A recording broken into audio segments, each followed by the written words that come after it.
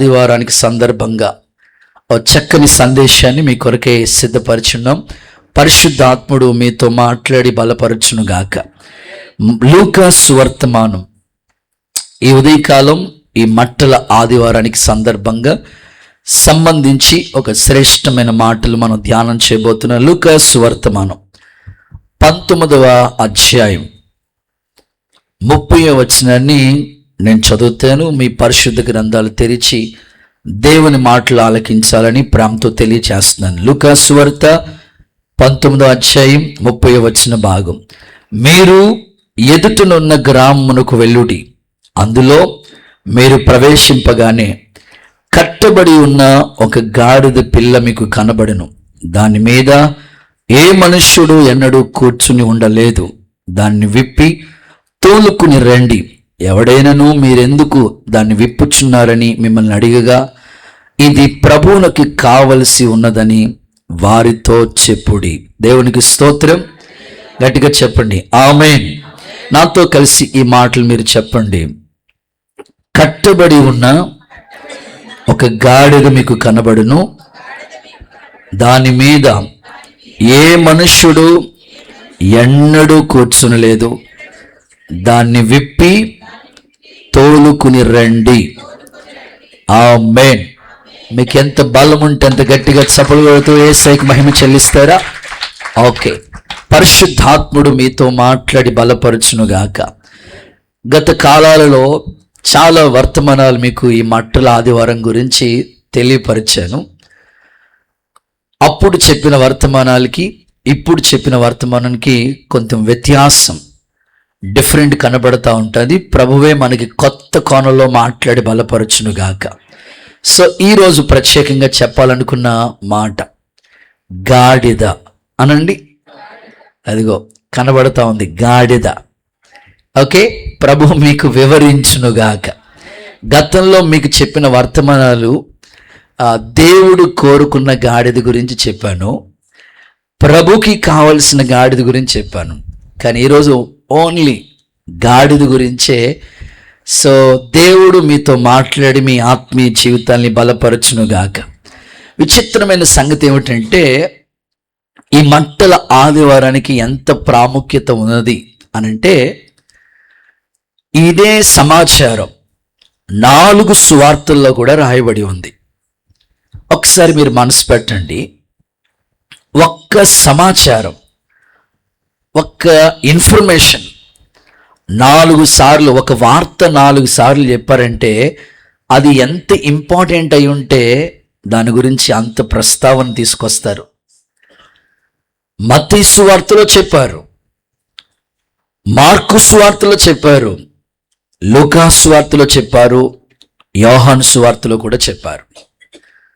ప్రవచన గ్రంథంలో కూడా, జకరియా గ్రంథంలో కూడా రాశారు. కనుక ఒక్క మాట 4 భక్తులు తెలియపరిచారంటే అది వెరీ ఇంపార్టెంట్, చాలా ప్రాముఖ్యమైనది. అప్పుడప్పుడు మన పెద్దోళ్ళు భలే చక్కని సామెతలు చెప్తుంటారు. మనిషికి ఒక మాట, మీరే ఫిల్లింగ్ ద బ్లాంక్స్ మీరే పూర్తి చేయాలి. మనిషికి ఒక మాట అంటూ ఉంటారు. సో 4 సార్లు చెప్పారంటే అది చాలా ప్రాముఖ్యమైన సమాచారం. అందులోకి యేసుక్రీస్తు ప్రభు యెరూషలేముకి ఇంచుమించు 11 సార్లు వెళ్ళారు. 10 సార్లు వెళ్ళిన సమాచారం వేరు, 11వసారి ప్రత్యేకంగా అది చివరి సమయం మాట. దేవుడు విజయోత్సవాలతో ఊరేగిస్తూ ఆయన్ని తీసుకుని వెళ్ళిన సందర్భాలు మనం యెరూషలేములో చూస్తూ ఉంటాం. ఇక్కడ 2 శిష్యులతో ప్రభు చెప్తున్న మాట ఏమిటంటే, ఇదిగో మీకు సమీపంగా, యెరూషలేముకి సమీపంగా గ్రామానికి వెళ్ళండి. వెళ్ళిన తర్వాత అక్కడ ఒక కట్టబడిన ఒక గాడిద ఒకటి ఉంది. దాన్ని మీరు విప్పుకుని రండి. ఏ మనుష్యుడు ఎన్నడూ ఆ గాడిద మీద కూర్చోలేదు. ఎవరైనా మీరు ఆ కట్టులు విప్పుతున్నప్పుడు మిమ్మల్ని అడిగితే ఇది ప్రభుకి కావాలని మీరు చెప్పండి. మొత్తం మీద దాన్ని విప్పుకుని వస్తున్నప్పుడు అడిగారు వాళ్ళు, ఇది ప్రభుకి కావాలని వారు చెప్పారు. అద్భుతం ఏమిటంటే ఆ కట్టబడిన గాడిదని విప్పుకుని వచ్చిన తర్వాత అద్భుతం, దాని మీద వస్త్రాలు వేసి ప్రభు కూర్చోవటం. ఇంకొక మాటలో చెప్పాలంటే యేసు ప్రభు ఆ యెరూషలేము నడివీధుల్లో వెళుతున్నప్పుడు విలువైన వస్త్రాలు ఆ యొక్క రోడ్డు మీద పరిచి వాళ్ళ చేతుల్లో ఖర్జూరపు మట్టలు పట్టుకుని హోసన్న జయమని విజయోత్సవాలతో ప్రభుని ఊరేగించిన సందర్భం చరిత్రలో రాయబడిన మాటలు. ఇవి మన జీవితానికి ఓ చక్కని గుణపాఠముగా పరిశుద్ధాత్ముడు మనతో మాట్లాడి బలపరచునుగాక. ఆ గాడిద ఎవరో కాదు, నీవు నేనే. మనమందరం గాడిదకి పోల్చబడ్డాం. ఈ గాడిదకి ఎప్పుడు ఘనత వచ్చిందంటే ఆ గాడిద మీద ప్రభు కూర్చున్నప్పుడే. నేను ఆశిస్తాను, నేను కోరుకుంటాను, నీకు నాకు విలువ ఎలా వచ్చిందంటే ప్రభువుని బట్టే. ఆమెను చెప్పండి. నన్ను ఘనపరచు వారిని నేను అంతే. ప్రభు మనల్ని మనం నిజంగా ఘనపరచకపోతే ఈ ఘనత మనకు వచ్చి ఉండేది కాదు. ప్రభువుని నమ్ముకోకపోతే, ప్రభువుని ఆశ్రయించకపోతే, ప్రభువుని కలిగి ఉండకపోతే ఈ కీర్తి ఘనత ప్రతిష్టతలు మనకు వచ్చి ఉండేవి కాదు. ఏదైనా మనం కలిగి ఉన్నామంటే ఈ రోజున మనం 10 మందిలో నిలబడి కనబడుతున్నప్పుడు praise lord brother, praise lord sister అని ఇంత గౌరవపరుస్తున్నారంటే ఈ ఘనత ఎలా వచ్చిందంటే అది ప్రభువుని బట్టే. ఆమెను చెప్తారా గట్టిగా? సో అందుకని ప్రభువు లేకపోతే మనకి ఘనత లేదు. నిజంగా ఆయన అంటారు కదా, సమస్తము ఆయన మూలంగా కలిగింది, ఆయన లేకుండా ఏమీ కలగలేదు. కనుక దేవుని సముఖంలో దైవికమైన కార్యక్రమాల్లో కొనసాగించబడుతున్న మనకి ఏది కలిగి ఉన్నాం అది కేవలం దేవుణ్ణి బట్టి మాత్రమే ఈ ఘనత, దేవుణ్ణి బట్టి మాత్రమే ఈ స్థితిని మనకి దేవుడు ఇచ్చాడని ఎప్పుడు దేవుని నామాన్ని ఘనపరిచే బిడ్డలుగా మీరందరూ కొనసాగించబడుదురుగాక. సరందరూ ఆమెన్ చెప్పండి, గట్టిగా హల్లెలూయా చెప్పండి. సో ఈ గాడిద మనమే. మీలో కొంతమంది అంటారు, మమ్మల్ని గాడిదంటారా? నేనంటాం కాదు. సరిగ్గా పాట పాడలేదనుకోండి, ఏమంటారు చెప్పండి? మిమ్మల్ని మనుషులు ఏమంటారు చెప్పండి? గాడిదలో పాడాడు అంటారు సింపుల్గా. ఇంకా కొన్ని సందర్భాలు మీకు చెప్తాను. అటు ఇటు తిరుగుతున్నారు అనుకోండి, నన్ను ఏమంటారు చెప్పండి? మీరే అంటున్నారు కదా అడ్డగాడిదని. కట్నం తీసుకున్నారు అనుకోండి, అనుకోవటం ఏంటండి అయ్యగారు, చాలాసార్లు తీసుకున్నానండి బాబు, సరిపోతే ఇంకా తెమ్మన్నారండి బాబు. మిమ్మల్ని నేను అంటలేదు, TV9 వాడు తిడుతున్నాడు. ఏమంటున్నారు చెప్పండి? కంచరగాడిద అని తిడుతున్నాడు. కాబట్టి మా రాజశేఖరయ్య గారు చెప్తా ఉంటారు, ఎవరైనా కట్నాలు తీసుకుంటే తిరిగి వాపస్ ఇచ్చేయమంటున్నాడు. దేవుడికి స్తోత్రం చెప్పండి. అయ్యగారు అప్పుడు తెలియక తీసుకున్నానండి, ఇప్పుడు తెలుసు కాబట్టి ఇచ్చేసేయండి. దేవుడికి స్తోత్రం కలుగును గాక. క్రైస్తవ బిడ్డలకి ఈ మారు మనసు వచ్చును గాక. గట్టిగా ఒకసారి హల్లెలూయా చెప్పండి, గట్టిగా హల్లెలూయా. సో కొన్ని సందర్భాల్లో, అనేక సందర్భాల్లో మనం మాట్లాడుకుంటూ ఉంటాం, గాడిదాన్ని తిడతా ఉంటారు. అయితే దేవుని సముఖంలో ఈ గాడిదకి ఎంత విలువ ప్రభు ద్వారా కలిగింది. అక్కడ ప్రభు మాట్లాడుతూ కొన్ని అద్భుతమైన మాటలు చెప్తూ వచ్చారు. ఇది ప్రభువుకి కావాలి. నా ఆలోచన, అసలు గాడిద ప్రభువుకి ఎందుకు కావాలి? అసలు ఆలోచనలో పడ్డాను. వాక్యాన్ని ధ్యానం చేస్తూ ఉన్నప్పుడు దేవుడు కొన్ని ఆలోచనలు ఇచ్చారు. అవి మీ ఆత్మీయ జీవితానికి అనుబంధంగా దేవుడు మార్చునుగాక. ఇంకొక విచిత్రమైన సంగతి ఏమిటంటే, ఎవరైనా ఎంట్రీ అవుతున్నప్పుడు మన ముఖ్యమంత్రి గారు కానీ ఎమ్మెల్యే గారు కానివ్వండి వస్తూ ఉంటుంటే, ముందు 4 కార్లు వస్తాయి, తర్వాత 4 కార్లు వస్తాయి, మధ్యలో ఆయన వస్తారు. ఇది పెద్దోళ్ళు ఎవరైనా వచ్చేటప్పుడు వాళ్ళ ఎంట్రీ అలా ఉంటుంది. కానీ ప్రభు విచిత్రంగా గాడిద మీద వస్తూ ఉన్నారు. కొంతమంది నామకార్థ క్రైస్తవులు ఏం చేశారంటే, ఇప్పుడు కూడా యేసు ప్రభులాగా ఒక వేషం వేసి ఒక గాడిద మీద ఎక్కించే వాళ్ళు కూడా చాలామంది ఉండరు. దేవుడికి స్తోత్రం చెప్పండి. ఇక 2 రోజులు పోతే మీకు సిలువ మోసేవాళ్ళు కూడా రోడ్డు మీద కనపడతా ఉంటారు. దేవుడికి స్తోత్రం చెప్పండి. ఆచారంగా చేసేవాళ్ళు ఎక్కువ మంది ఉంటారు. సో నేను అనేది ఏంటంటే, ఆచారం కాదు కానీ ప్రతిదీ ఆత్మీయంగా మనం అప్లై చేసుకోవాలి. ప్రభు మనతో మాట్లాడును గాక. కనుక చాలామంది ముఖ్యమంత్రి కావచ్చు, ఉన్నతమైన వాళ్ళు కావచ్చు, వచ్చేటప్పుడు వాళ్ళ ఎంట్రీ ఎంతో అద్భుతంగా ఉంటుంది కదా. ప్రభు ఏంటి, యెరూషలేము నడివీధుల్లో గాడిద మీద ఊరేగించబడుతూ వచ్చారు. సాధారణంగా ప్రయాణ సాధనంగా గుర్రాలు వాడుతూ ఉంటారు. గుర్రాల మీద ప్రయాణం చేసిన వాళ్ళు ఉంటారు, ఏనుగు మీద ప్రయాణం చేసిన వాళ్ళు ఉంటారు, ఒంటెల మీద ప్రయాణం చేసిన వాళ్ళు ఉంటారు. ఇలాగా అనేకమైన వాటి మీద, ఎద్దు మీద ప్రయాణం చేసిన సందర్భాలు. ఎద్దుల బండి, అప్పట్లో ఎద్దుల మీదే కదని, ఎద్దుల బండి మీదే కదా ప్రయాణం సాగేది. కానీ విచిత్రంగా ప్రభు ఈ గాడిదని ఎందుకు కోరుకుని ఆ గాడిద మీద ప్రయాణం చేశారో కొన్ని వాక్యపు వెలుగులో ప్రభు మీతో మాట్లాడటానికి ఇష్టపడుతున్నాడు. పరిశుద్ధాత్ముడు మీకు సహాయము చేయునుగాక. ఇంకొంచెం గట్టిగా చెప్పండి ఆమేనని. సో విచిత్రమైన సంగతి ఏంటంటే అది మామూలు గాడిద కాదు, కానీ కట్టబడి ఉంది ఆ గాడిద. ఈరోజు కూడా మనిషి అనేకమైన కట్లు మనిషిని బంధించేసినవి. దేవుడి దగ్గరికి రావాలనే ఆశ ఉంది, కానీ దేవుడి దగ్గరికి రాకుండా కొన్ని కట్లు, కులకట్లు మనిషిని బంధించేసినాయి.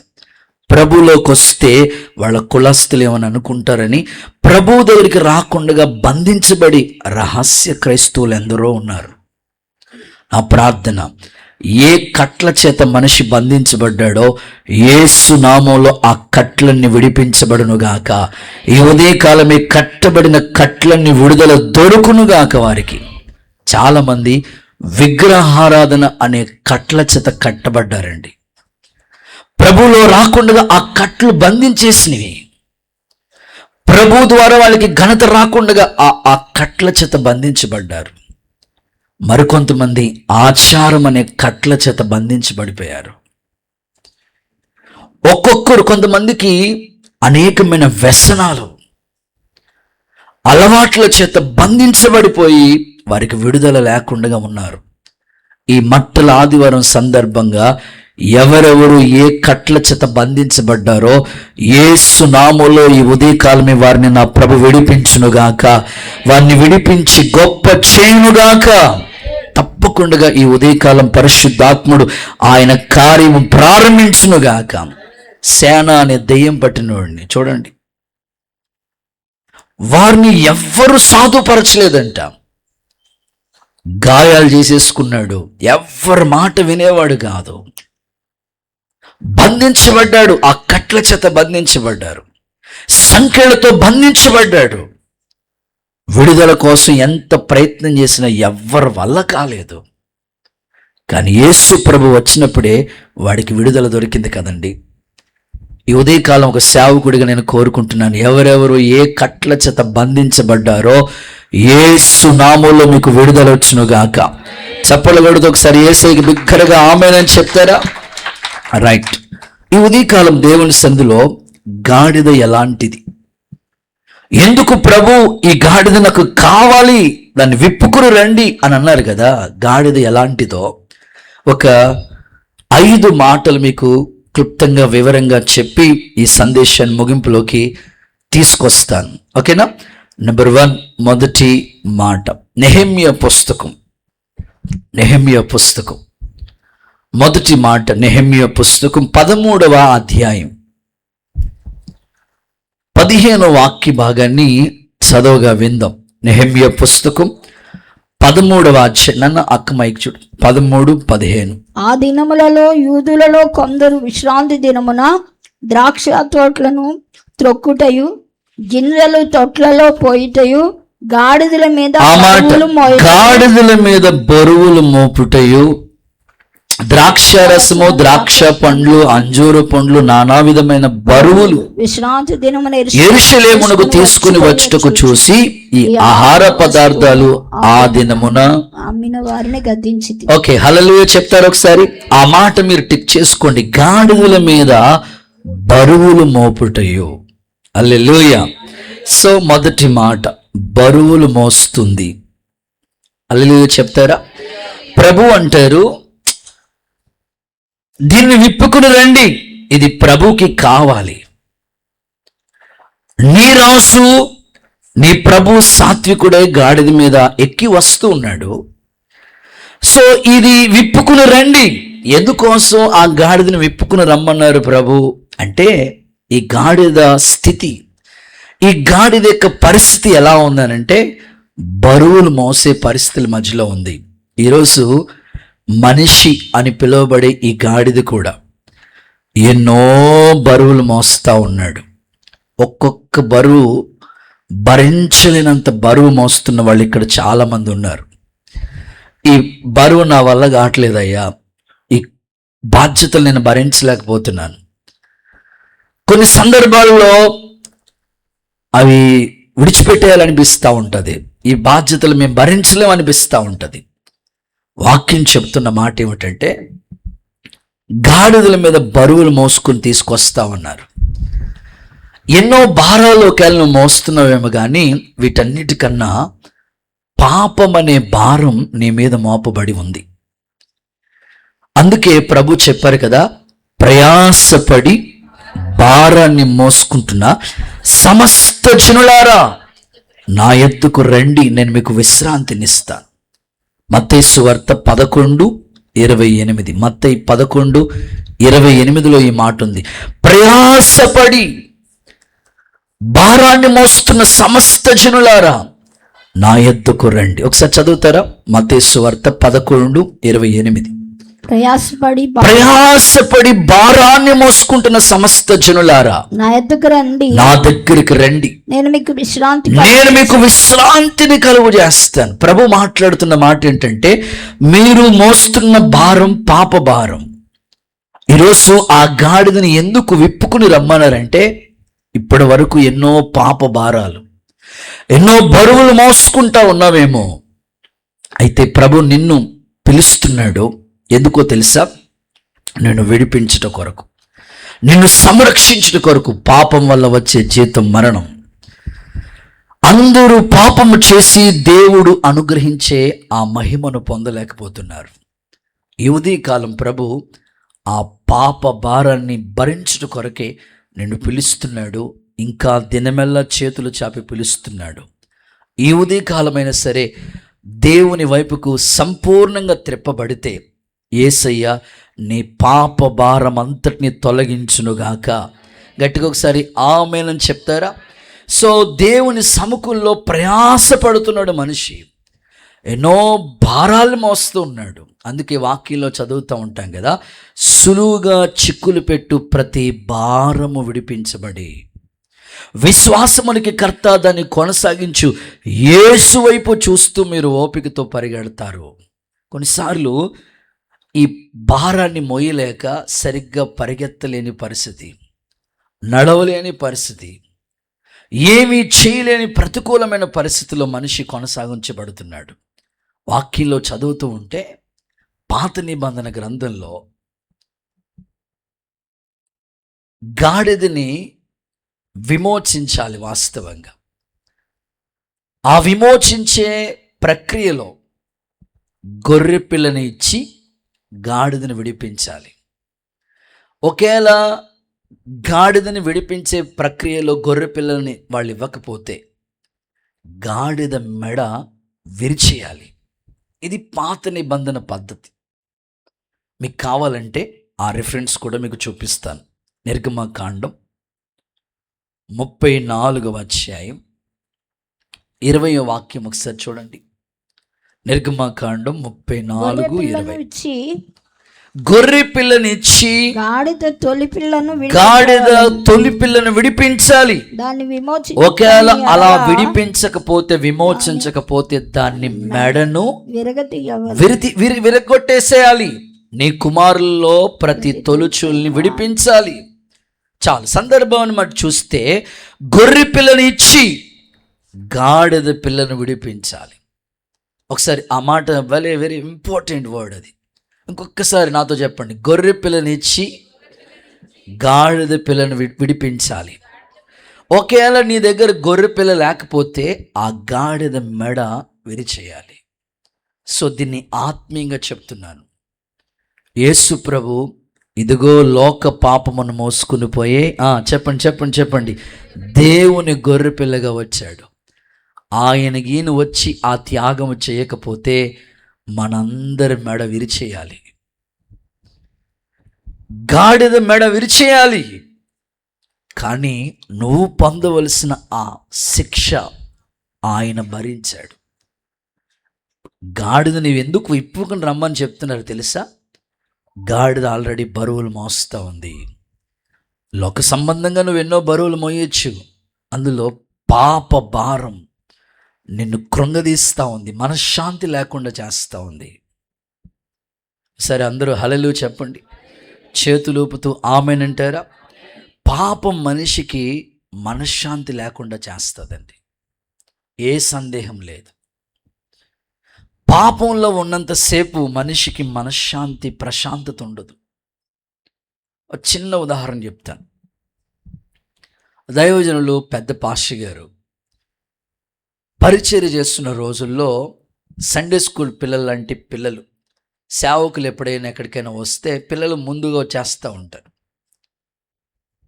సండే స్కూల్ పిల్లలు లాంటి 2-3 పిల్లలు అయ్యగారి దగ్గరికి వచ్చి, వందనాలు అయ్యా, ప్రైజ్ లార్డ్ అయ్యా అన్నారట. సరే, వందనాలు బాబు, ప్రైజ్ లార్డ్ బాబు అని చెప్పారట. సరే, ఆయన పై రూమ్లో ఉన్నారు, ఆ బిల్డింగ్ పై రూమ్లో ఉన్నారు.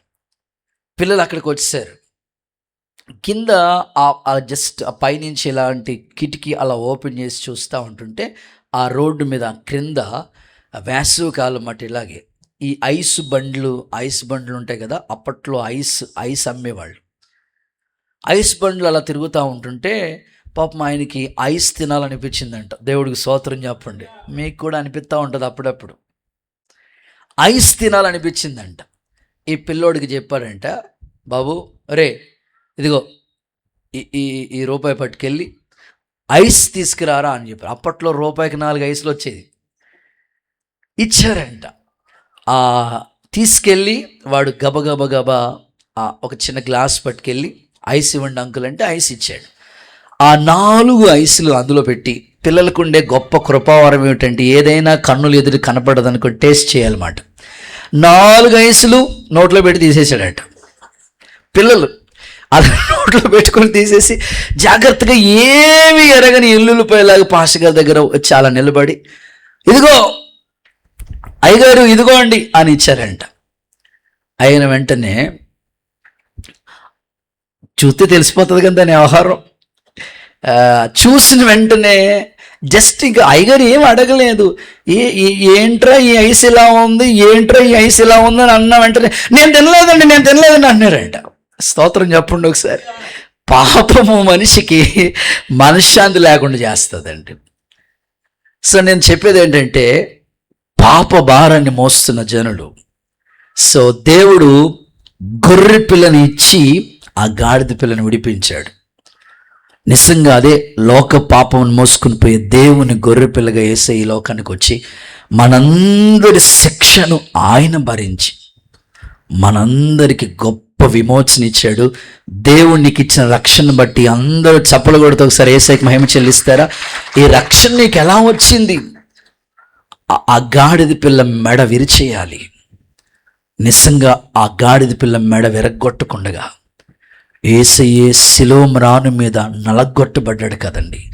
యేసయ్యే ఆ శిలోము రాను మీద నిజంగానే ఎంత శ్రమను అనుభవించారు. ఆకాశానికి భూమికి మధ్యలో శిలువలో ప్రాణమే అర్పించి, ఇంకో మాటలో చెప్పాలంటే చేతుల్లో మేకులు, కాళ్ళల్లో మేకులు, ప్రక్కన బల్లెంలో ఆ బల్లెం తీసుకుని ఆ ప్రక్కలో పొడిచి నీళ్లు రక్తం ప్రవహించాయి. తల మీద మొండ్ల కిరీటం. ఇంతగా ఆయన ఎందుకు గాయపరచబడాలో తెలుసా? నీవు పొందుతున్న ఆ పాప శిక్ష, నువ్వు భరిస్తున్న ఆ పాప భారం విడిపించుట కొరకే యేసయ్య అంత త్యాగం చేసి ఈ గాడిదని విప్పుకుని రండి అని ఎందుకు పిలుస్తున్నాడంటే, నీ పాప భారం అంతా యేసయ్య సిలువలో భరించాడు నిన్ను విడిపించుట కొరకే. దేవునికి స్తోత్రం కలుగునుగాక. కొంచెం గట్టిగా ఆమేనని చెప్పండి. కీర్తన గ్రంథంలో ఒక అద్భుతమైన మాట చదివిస్తాను. 38వ కీర్తన 4వ వచనం చూడండి. 38వ కీర్తన 4వ వచనం చూడండి. కీర్తన గ్రంథం 38:4. నా దోషములు నా తల మీదుగా పొర్లి ప్రవహిస్తున్నాయి. నేను మోయలేని బరువు నేను నా మీద మోయలేనంత మోపబడి బరువులు ఉన్నవి. అవి నా మీద మోపబడి ఉన్నాయి. ఏంటి ఆ బరువు? అక్కడ చెప్పాడు కదా, నా దోషము నా తల మీద పొర్లుచున్నాయి. నేను మోయలేని బరువు వలె అవి నా మీద మోపబడి ఉన్నవి. ఓకే, ఒకసారి అందరూ హల్లెలూయా చెప్తారా? నేను భరించలేని బరువు, అది నేను మోయలేను, కానీ నా మీద మోపబడి ఉంది.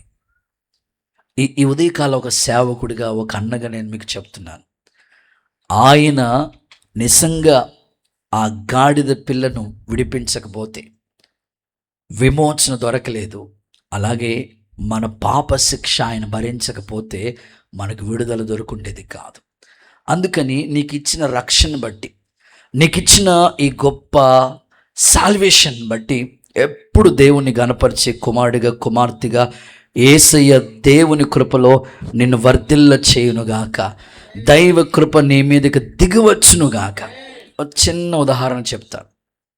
ఒక ఇంట్లో గాడిద పిల్ల అలాగే కుక్క పిల్ల, ఈ రెండు పెంచుతున్నాడంట ఆ యజమాని. ఈ రెండు కూడా బెస్ట్ ఫ్రెండ్స్, ఇంట్లోనే ఉంటున్నాయి కాబట్టి స్నేహితులుగా కొనసాగించబడుతున్నాయి.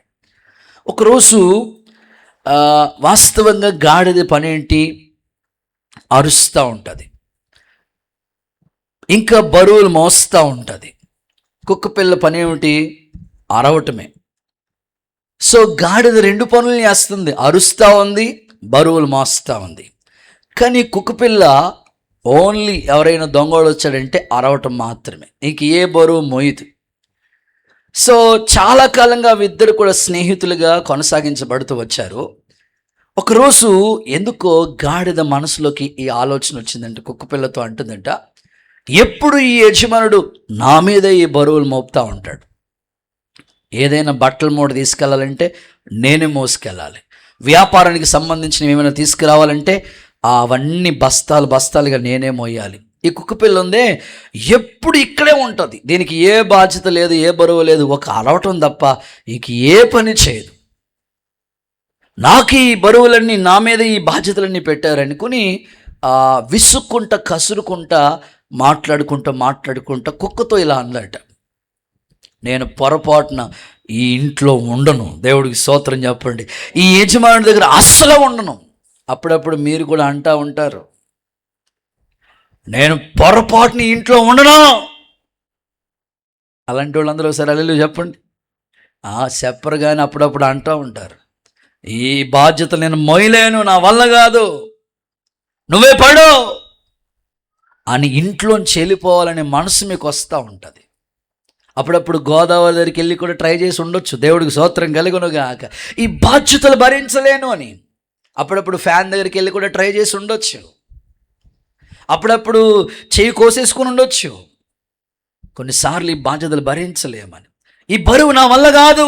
కొంతమంది స్టూడెంట్స్ ఇక్కడ ఉన్నారు కదా, వాళ్ళ చదివే వాళ్ళకు బరువు, దేవుడికి స్తోత్రం. నేను చదవనేది నా వల్ల కాదు. మమ్మీ నీకు తెలుసు, నువ్వు చదివితే తెలుస్తుంది మమ్మీ. వాళ్ళ మమ్మీ ఏం చదవలేదు మరి. కొన్నిసార్లు ఈ బరువులు భరించలేక నా వల్ల కాదు అనుకుంటారు. ఈ గాడిద కూడా అలా అనుకుంటుంది, నా వల్ల కాదు, నేనుండని ఇంట్లో. అలా ప్రతిరోజు అంటుందంట, అక్కడే ఉంటుందంట. దేవుడికి స్తోత్రం చెప్పండి ఒకసారి. కొన్నిసార్లు మీరు కూడా అట్లాగే, నేను ఉండని ఇంట్లో, నువ్వే చేసుకో, నువ్వే పడు, నువ్వు పాటలో. కొంతమంది అంటారు మీ ఆయన. కొంతమంది మీ నాన్నతో చెప్పే, మీ నాన్న ఏమవుతాడు? మీ అమ్మతో చెప్పే. అస్సలు ఇంట్లో ఎంత బరువు అంటే అస్సలు ఇది భరించలేమంది బాధపడుతూ ఉంటారు. ఈ గాడిద కూడా అలా ఉంటుంది, నేను వెళ్ళిపోతాను ఇంట్లో అంటుంది, మళ్ళీ అక్కడే ఉంటుంది. సరే అని ఈ కుక్కకి డౌట్ వచ్చి అడిగిందంట. మీరు ఇలాంటివి అయితే బాగా వింటారు, దేవుడికి స్తోత్రం చెప్పండి ఒకసారి. కుక్కకి డౌట్ వచ్చి అడిగిందంట, ఏమనంటే, వెళ్ళిపోతాను అంటున్నాం, మళ్ళీ ఉంటున్నాం, ఇక్కడే ఉంటున్నాం, రోజు ఇదే పాట, వెళ్ళిపోతాను ఇక్కడే ఉండు, వెళ్ళిపోతాను ఇక్కడే ఉండు, ఏంటి అసలు, ఏంటి నీ వ్యవహారం ఏంటి, అసలు ఎందుకు వెళ్ళలేదు నువ్వు చెప్పు అనంటే, ఆ గాడిద చెప్పిన మాట చాలా విచిత్రమైన మాట, ఎంత ఆశ్చర్యం కలిగించే మాట ఏంటంటే, వెళ్ళిపోదాం అనుకున్నాను కానీ వెళ్ళలేదు. ఎందుకో తెలుసా? ఈ ఇంట్లో 2 పిల్లలు ఉన్నారు, అందులో ఒకడేమో అబ్బాయి, ఒకడేమో అమ్మాయి. అమ్మాయి బాగానే చదువుతుంది, చదువు చాలా అద్భుతంగా, ఇంటెలిజెంట్, టూ ఇంటెలిజెంట్. ఈ అబ్బాయి ఉన్నాడే అత్యవసర మార్కులు వస్తూ ఉంటాయి. అప్పుడప్పుడు వీళ్ళ అమ్మ అంటూ ఉండేది, రేయ్ ఈసారికి మంచి మార్కులు రాకపోతే ఇంట్లో గాడిదనిచ్చి పెళ్లి చేస్తాను అనేదంట. ఇప్పుడు ఈ గాడిద ఆ ఇంట్లో ఎందుకు ఉంటుంది చెప్పండి? మాట్లాడు, అర్థమైన వాళ్ళు అందరూ సరే లేదు చెప్పండి సార్. ఆ గాడిద ఎందుకు ఉంటుందంటే అదిగో వాళ్ళ అబ్బాయి నుంచి పెళ్లి చేస్తారట. ఇప్పుడు కొన్నిసార్లు మీ కుటుంబాల్లో ఎన్నో బరువులు, బాధ్యతలు, భరించలేని స్థితిగతులు దేవుడు ఆ శిలువ మన మీద భరించాడు. బరువు ఆయన మోస్తా ఉన్నాడు. బైబిల్ చెప్తుంది కదా, నీ భారం ఆయన మీద మోపు, అప్పుడు నీ ఉద్దేశాలు సఫలం. దేని గురించి చింతించొద్దు, మీ గురించి ఆయన చింతపడుతున్నాడు. నా ప్రార్థన, మీ కుటుంబ బాధ్యతలు, కుటుంబ భారాలు, పాప భారం యేసయ్య శిలువలో భరించాడు. యేసు నామములో ఆ కట్లన్నీ విడిపించి మీ మీ భుజాల మీద మోపబడిన ప్రతి బరువు తొలగించునుగాక. ప్రతి దోషం యేసు రక్తంలో కడిగి పరిశుద్ధపరచునుగాక. రైట్, రెండో మాటలోకి వెళ్ళిపోదాం. సెకండ్ వన్, ఈ గాడిదను విప్పుకుని రండి అని ప్రభు అన్నారు కదా. ఈ గాడిద ఎలాంటిదో ప్రభు ఎందుకు తీసుకుని రమ్మన్నాడో చెప్తున్నా. ఒకటి, బరువులు మోసేది. రెండు, ఆదికాండ గ్రంథం 49వ అధ్యాయం 14వ వాక్యాన్ని చదవగా విందాం. ఆదికాండ గ్రంథం 49వ అధ్యాయం 14వ వచనం. ఇస్సాకారు రెండు దొడ్ల మధ్య పండుకుని ఉన్న బలమైన గార్ధబం. ఇంకొకసారి, ఇస్సాకారు రెండు దొడ్ల మధ్యన పండుకొని రెండు దొడ్ల మధ్య పండుకుని ఉన్న బలమైన గార్ధబం. గార్ధబం అంటే గాడిద. ఓకే, అసలు అందరూ హల్లెలూయా చెప్పండి. సో గార్ధబం అంటే గాడిద. ఇక్కడ యాకోబు యొక్క 12 మంది కొడుకుల గురించి వర్ణించుకుంటా వచ్చారు. ఈ 49వ అధ్యాయం యొక్క స్పెషల్ ఏమిటంటే, ఒక్కొక్క కొడుకు రాబోయే కాలంలో ఎలా ఉంటాడో, వాడి స్థితిగతులు ఏంటో, అంత్య దినముల్లో జరిగే సంగతులు మీకు చెప్తానని యాకోబు 12 మంది కొడుకుల్ని పిలిచి చెప్తున్నాడు. ఒక్కొక్కడి గురించి ఇన్ఫర్మేషన్ చెప్పుకుంటా వచ్చాడు. యోసేపు గురించి ఏమంటాడంటే ఫలించడు కొమ్మ అన్నాడు. నఫ్తాలి గురించి ఏమన్నారంటే, నఫ్తాలి నువ్వు తృప్తి పొందినవాడు, విడిపించబడిన లేడి వలె ఉంటావు. బెన్యామును గురించి ఏమన్నారంటే నువ్వు ప్రియుడవు. ఇలా ఒక్కొక్కరి గురించి ఒక్కొక్క మాట వర్ణించుకుంటా వస్తూ ఇక్కడ ఇస్సాకారు గురించి చెప్పిన మాట ఏమిటంటే, నీవు రెండు దొడ్ల మధ్య నిలిచిన బలమైన గార్ధబం అన్నాడు. సో రెండో మాట ఏమిటంటే, గాడిద యొక్క స్థితి ఎలాంటిది, ఎందుకు దేవుడు ఆ కట్లు విడిపించి తీసుకురమ్మన్నాడు అని అంటే, గాడిద స్థితిగతులు ఏంటంటే రెండు తలంపులు కలిగినది. దేవుడికి స్తోత్రం చెప్పండి, గట్టిగా హల్లెలూయా చెప్పండి. రెండు తలంపులు. ఈరోజు ఇక్కడ కూర్చున్న మీ ఆత్మీయ జీవితం కూడా, మన ఆత్మీయ జీవితాలు గాడిదతో పోల్చబడ్డాయి. గాడిద స్వభావం లేదా గాడిద ఎలాంటిదనంటే, ఇదిగో రెండు తలంపులు. నువ్వు ఇక్కడ కూర్చున్నావు కానీ ఎక్కడో ఆలోచిస్తూ ఉన్నావు. సో బాడీ మాత్రమే ప్రెసెంట్, మైండ్ ఆబ్సెంట్. చాలామంది స్థితిగతులు, కుటుంబ పరిస్థితులు మనం చూస్తూ ఉంటుంటే రెండు తలంపుల మధ్య తడబడుతూనే ఉన్నారు. రెండు తలంపులు. ఇక్కడ ప్రతి కొడుకును గురించి ఆ యాకోబు 12 మంది కొడుకుల గురించి వర్ణించుకుంటా వచ్చాడు. ఒకడేమో కట్టెల పాములా ఉన్నాడంట, దేవుడికి స్తోత్రం చెప్పండి. ఒకడేమో సింహంలా ఉన్నాడంట. ఒక్కొక్కరి గురించి వర్ణిస్తూ ఇక్కడ ఇస్సాకారుని గురించి చెప్పిన మాట ఏమిటంటే, రెండు దొడ్ల మధ్యలో, అంటే రెండు రకాల తలంపులు.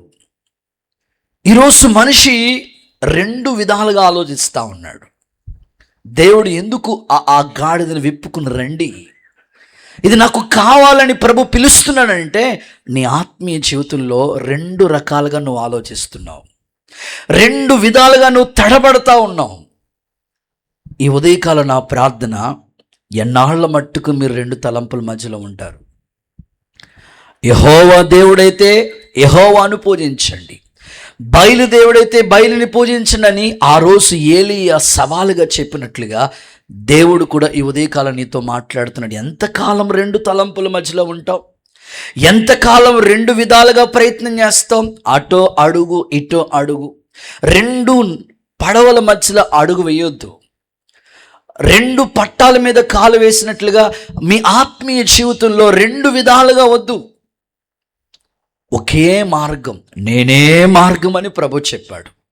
ఈ ఉదయకాలం రెండు తలంపుల మధ్యలో తడబడుతున్న వాళ్ళకి ఒకే తలంపును దేవుడు దయచేయునుగాక. ఏక మనస్సు యేసయ్య మీకు ఇచ్చునుగాక. రెండు తలంపులు. చాలామంది ఆత్మీయ జీవితాలు ఎలా ఉంటాయంటే, ప్రార్థన కావాలి, ప్రార్థన కావాలి. అయ్యబాబోయ్, ఏదైనా చేయాలంటే ప్రార్థన లేకుండా ఏది చేయరు. ఒక ఇల్లు కట్టాలి, ప్రార్థన చేయండి అయ్యా, ప్రార్థనతో ప్రారంభిస్తారు. గృహప్రవేశం ప్రార్థనతో ప్రారంభిస్తారు. సో పెళ్లి పనులు ప్రార్థనతో ప్రారంభిస్తారు. చదువుకోవాలి ప్రార్థనతో, ఉద్యోగంలో జాయిన్ అవ్వాలి అన్ని ప్రార్థనతో స్టార్ట్ అవుతుంటాయి. మంచిది, ప్రార్థన కావాలి. అలాగే ప్రార్థన కావాలి, ముహూర్తం కూడా కావాలి వాళ్ళకి. ఏమంటే ఎగ్జామ్ ఫీజు కట్టడానికి కూడా మంచి రోజు లేదో చూస్తూ ఉంటారు.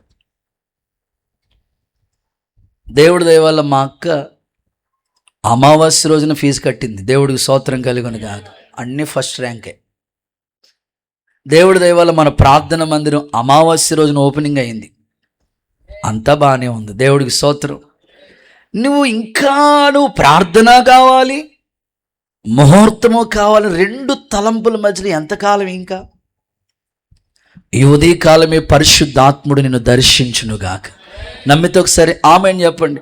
కొంతమంది ఎట్లా ఉంటారంటే, కాసేపు దేవుని వాక్యం వినాలి. ఎంతసేపు అంట? కాసేపే. కొంచెం సేపు దేవుని వాక్యం, ఆ తర్వాత వాక్యం వింటారు, వాదన కూడా పెట్టుకుంటారు. రెండుని, వాక్యం వింటారు, వాదన అంటే గొడవ. వాళ్ళు వాక్యం వింటారు, గొడవకి కూడా ముందుంటారు. నువ్వు రెండు తలంపుల మధ్యలో ఉంటే ఎట్లా? ఇంకా కొన్ని ఉదాహరణలు చెప్తారు. కొంతమంది పరిశుద్ధాత్మతో అన్య భాషలు మాట్లాడతారు. మంచిది, భాషల వరం ఉంది, దేవుడు ఆ వరాన్ని ఇచ్చాడు. సో భాషలు మాట్లాడతారు, బూతులు మాట్లాడతారు. ఇంటి దగ్గర, చర్చ్లోనేమో భాషలు, ఇంటి దగ్గరేమో బూతులు. కొంతమంది భర్తలు చెప్తా ఉంటారు, అయ్యగారు మీరు మా ఇంటికి వస్తే తెలుస్తుంది దేవుడి ఆహారం. దేవుడికి స్తోత్రం చెప్పండి. గుళ్ళో ఎంత భక్తి పొరలాగా మీ దగ్గర ఉండొచ్చు అన్నయ్యో. కొంతమంది స్త్రీలు చెప్తుంటారు, అన్నయ్య మా ఆయన గురించి మీ ఇంటికి వస్తే తెలుస్తుంది. నేను అడుగుతున్నాను, ఎంతకాలం అలా రెండు తలంపులు? నీ ఆత్మీయ జీవితం అలా ఉండకూడదు. కొంతమందికి లోకము కావాలి, పరలోకం కూడా కావాలి. మరి కొంతమంది దేవుడు కావాలి, దెయ్యము కూడా కావాలి. ఇంకొంతమంది ఆరాధన చేస్తారు, ఆవేదనకి గురి అవుతుంటారు. సో ఇలాగ రెండు విధాలుగానే ఉండి కొంతమంది ఆత్మీయతను చూస్తూ ఉంటారు, ఆచారాన్ని కూడా చూస్తూ ఉంటారు. దేవుడు అంటారు, ఈ గాడిదను విప్పుకుని రండి అని ఎందుకు చెప్పారు తెలుసా? ఇది రెండు రకాల తలంపుల్లో ఉంది. ఒకే మార్గం, ఒకే దారి, ఒకే ఏకైక దేవుడు. దేవునికి స్తోత్రం కలుగునుగాక. ఈ ఉదయకాలం రెండు తలంపుల మధ్యలో తడబడుతున్న వారిని యేసయ్య విడిపించునుగాక. కొంతమందికి భక్తి చేస్తారు, వేషధారణ కూడా ఉంటుంది. అలా రెండు తలంపుల మధ్యలో ఉండొద్దు. అందుకే నిన్ను విడిపించడం కొరకే ఆయన వచ్చాడు. చూడండి, వాక్యం చదివిస్తాను. రాజుల మొదటి పుస్తకం 18వ అధ్యాయం 21వ వచనం చదవగా విందాం. రాజుల మొదటి పుస్తకం 18వ అధ్యాయం అండ్ 21వ వచ్చిన భాగాన్ని భక్తులు చదువుతారు. అందరి దగ్గర ఆలకించి ఈ మాటలు మీరు చూడాలని కోరుకుంటున్నాను. ఏలియా జనులందరి దగ్గరికి వచ్చి, ఎన్నాళ్ళ మట్టుకు మీరు రెండు తలంపుల మధ్యలో తడబడతా ఉంటారు? యెహోవా దేవుడైతే ఆయనను ఎంత కాలం మీరు ఇంకా రెండు తలంపుల మధ్యలో తడబడతా ఉంటారు? ఇంకెంత కాలం? యెహోవా దేవుడైతే ఆయనను అనుసరించి ఆయన్ని పూజ చేయండి, బయలుదేవుడైతే ఆయన్ని కొలవండి అని ప్రకటన చేయగా. దేవుడికి స్తోత్రం చెప్పండి బిగ్గరగా, ఇంకొంచెం గట్టిగా హల్లెలూయా. సో ఇంకెంత కాలం మీరు రెండు తలంపుల మధ్యలో తడబడతా ఉంటారు? ప్రభు నీతో మాట్లాడుతున్నాడు. నీ మైండ్లో కూడా రెండు రకాలుగా ఆలోచిస్తున్నవేమో, రెండు విధాలుగా ఆలోచిస్తున్న. బైబిల్లో యాకోబు పత్రికలు అంటారు, ఎంతకాలం మీరు ద్విమనస్కులై ఉంటారు? మీలో ఎవరికైనా జ్ఞానం కావాలా? దేవుణ్ణి అడగండి, ధారాళంగా దయచేసే దేవుడు ఆయన. ఆయన గొప్ప దేవుడు. నువ్వు ఆయన నమ్ముకున్నో, యెహోవా దేవుడిగా కలిగిన జనులు ధన్యులు. ఆమేనని చెప్పండి బిగ్గరగా, కొంచెం గట్టిగా హల్లెలూయా. ఇంకొక మాట చెప్తానండి. మీ ఇంట్లో, మీ కుటుంబాల్లో, మీ వ్యక్తిగత జీవితంలో, ప్రత్యేకంగా ఫ్యామిలీస్గా ఉన్న వాళ్ళతో చెప్తున్నాను, అలాగే పిల్లలకి చెప్తున్నాను. రెండు విధాలుగా మీరు ఆలోచించకండి. ఒకే ఒక మార్గం. కొంతమంది బాప్తిస్మాలు ఎందుకు పొందట్లేదని వాళ్ళని అడిగితే చెప్తారు, యేసుబాబు పెళ్ళికి కుదిరిందనుకో పాష గారు, వెంటనే ఇచ్చేద్దరు కానీ, లేకపోతే సో నువ్వు నమ్ముకున్నదే ప్రభువుని కదా. చిన్నప్పటి నుంచి ప్రభు తెలుసు, సండే స్కూల్ నుంచి దేవుళ్ళు ఎదిగిన కుటుంబం. మరి ఇంకా నువ్వు సోషల్ మ్యారేజ్ అని లేకపోతే ఆచార సంబంధంగా ఆలోచిస్తే ఎలా? ఒకే నిర్ణయం, మా పిల్లలకి వివాహం జరిగితే పరిశుద్ధ వివాహమే జరగాలి. దేవుడికి స్తోత్రం.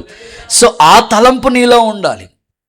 అంతేగాని ఏ ఎండకి ఆ గొడుగొగ్గే స్థితిలో ఏ ఒక్కరు ఉండకూడదు. పరిశుద్ధాత్ముడు మీలో క్రియ జరిగించునుగాక. రెండు తలంపులు పూర్తిగా దేవుడు తొలగించునుగాక. మీలో ఆత్మ కార్యం ప్రభు జరిగించునుగా. ఇంకొక మాటలో చెప్పాలంటే, మీ కుటుంబాల్లో సీక్రెట్స్ ఏం ఉండకూడదు.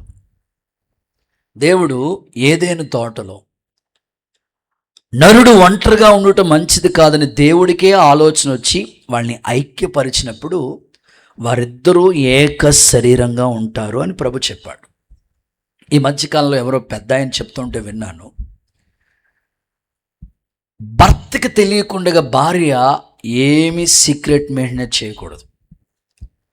భర్త కూడా భార్యకి తెలియకుండా ఏ సీక్రెట్ ఉండకూడదు వాళ్ళకి. ఇంకొక మాటలో చెప్పాలంటే, ఆ పెద్ద ఆయన చెప్తారు, చెన్నైలో సేవ చేస్తూ ఉన్నారంట ఆయన, థామస్ గాబ్రియల్ గారని. చెన్నైలో పెద్ద చర్చ్, చాలా పెద్ద సంఘం, తమిళ్లో 4 ఆరాధనలు జరుగుతాయట. ఆ దైవజనుడు సందర్భంలో ఒక పెళ్లిలో చెప్తూ భార్యాభర్తలకి ఒక చక్కని సలహా చెప్పారట. ఏమిటంటే, ఇద్దరి మధ్యలో ఏ సీక్రెట్ ఉండకూడదు అని వాళ్ళ అమ్మ చెప్పిందంట.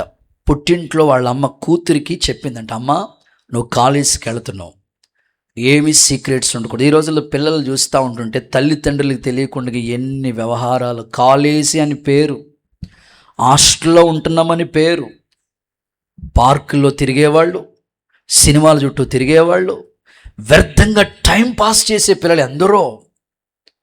వాళ్ళ అమ్మ చెప్పిందంట, ఇదిగో నాకు తెలియకుండా ఏమీ నీకు సీక్రెట్ ఉండకూడదు. నువ్వెప్పుడు ఫోన్ మాట్లాడినా లౌడ్ స్పీకర్ పెట్టుకుని స్పీకర్ ఆన్ చేసి నాతో మాట్లాడని చెప్పిందట వాళ్ళమ్మ. సో అదే అలవాటు అయిపోయింది ఆ అమ్మాయికి. పెళ్ళయిన తర్వాత కూడా ఇంటికాడి నుంచి ఫోన్ వచ్చినా స్పీకర్ ఆన్ చేసే మాట్లాడుతుందంట. ఎవరు ఫోన్ చేసినా స్పీకర్ ఆన్లో ఉండే మాట్లాడుతుందంట. భర్త అడిగాడంట, ఏంటమ్మా ఏ ఫోన్ వచ్చినా స్పీకర్ ఆన్ చేసి మాట్లాడుతున్నావు అంటే, అయ్యా నీకు నాకు మధ్యలో ఏమి రహస్యాలు ఉండకూడదు, ఏమి నీకు తెలియదంటూ ఏది ఉండకూడదు, అందుకని మన మధ్యలో సీక్రెట్ ఉండకూడదని మా అమ్మ చెప్పింది. నాకు స్కూల్కి వెళ్ళినప్పటి నుంచి నాకు అలవాటు అయింది మా అమ్మ. సో ఒక సేవకుడిగా మీకు చెప్తున్నాను, మీ కుటుంబాల్లో ఏ సీక్రెట్స్ ఉండకూడదు, రెండు తలంపుల మధ్యలో తడబడకూడదు. కుటుంబం అంటే భర్తకు అన్నీ తెలియాలి, భార్యకు అన్నీ తెలియాలి. కుటుంబంగా మీ ఆత్మీయ జీవితాన్ని కట్టుకోండి. పరిశుద్ధాత్ముడు మీకు సహాయము చేయనుగాక. ఇంకొక మాట చెప్తాను. కొన్ని సందర్భాల్లో చాలామంది ఇంకంత అయిపోయింది, నా వల్ల కాదనుకుని అప్పులు పాలైపోయినా, లేకపోతే ఆర్థికంగా చితికిపోయినా, వ్యాపారం లాస్ అయిపోయినా వాళ్ళ తలంపులు ఎలా ఉంటాయంటే ఇంకా అయిపోయింది, నా పని అయిపోయిందని నెగిటివ్గా ఆలోచిస్తూ ఉంటారు. నేను ఆశించే మాట ఏమిటంటే, వాటమి నీకు ముగింపు కాదు, వాటమి నీకు మలుపు. నమ్మితే ఒకసారి ఆమెను చెప్పండి. నువ్వు అంత అయిపోయింది అనుకుని నెగిటివ్గా ఆలోచించవద్దు. కొంతమంది అన్నిట్లో ఫెయిల్యూర్స్ ఎదురైనప్పుడు, అంత నిరాశ మిగిలినప్పుడు ఇంకంతా అయిపోయింది అనుకుంటారు. నా దేవుని గొప్పతనం ఏంటో తెలుసా? ఎండిపోయిన ఎముకల్లో కూడా జీవాన్ని పుట్టించగలిగిన దేవుడు ఆయన. గట్టిగా ఒకసారి ఆమెను చెప్పండి. సో నువ్వు నెగిటివ్గా ఆలోచించొద్దు, ఇంతే నా పని అంతా అయిపోయింది అనుకోవద్దు. ఒక చిన్న ఎగ్జాంపుల్ చెప్తాను నిన్ను మోటివేట్ చేయటం కొరకు. అంతా అయిపోయింది, ఇంకెందుకులే అని అనుకున్న వాళ్ళకి ఆశ పుట్టించడం కొరకు ఈ మాట చెప్తున్నాను మీకు. ఒక రాజు యుద్ధంలో ఓడిపోతున్న పరిస్థితులు అవి. ఇక ఆల్మోస్ట్ వాటమి దగ్గరకు వచ్చేస్తుంది. ఇంకా ఒక 2-3 నిమిషాలు అయితే ఖచ్చితంగా వాళ్ళ చేతిలో చనిపోయే పరిస్థితులు వచ్చేసినాయి అన్నమాట. సో అలాంటి సమయం మధ్యలో ఆయన,